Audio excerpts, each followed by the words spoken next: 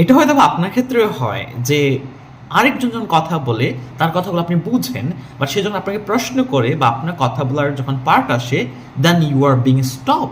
আপনি সেটা চিন্তা করতে পারেন, বাট কথা বলাটা আর শুরু করাটা অত সহজ হয়ে ওঠে না।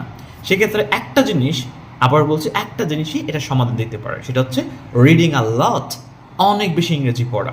সেক্ষেত্রে আমি সবসময় রিকমেন্ড করি আপনার যে টেক্সট বুকগুলো আছে, অথবা আপনি যদি প্রফেশনাল হন অথবা জব করছেন হন, তাহলে 9-10 যে ইংলিশ ফর যে বইগুলো আছে, ওগুলো অনেকগুলো কনটেক্সট আছে, ওই কনটেক্সটগুলো বারবার পড়েন, বারবার পড়েন, কোন শব্দগুলো ইউজ হচ্ছে, কোন স্ট্রাকচারগুলো ইউজ হচ্ছে, আপনি যেগুলো প্র্যাকটিস করতে পারেন, সাথে সাথে কিছু ডায়ালগ বেসড কনভারসেশন যদি দেখেন, তাহলে কিন্তু এই বিষয়টা খুবই সহজে সমাধান হয়ে যাবে।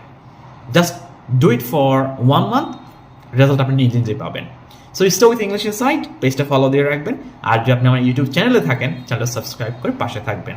Thank you everyone, wish all the very good lakh.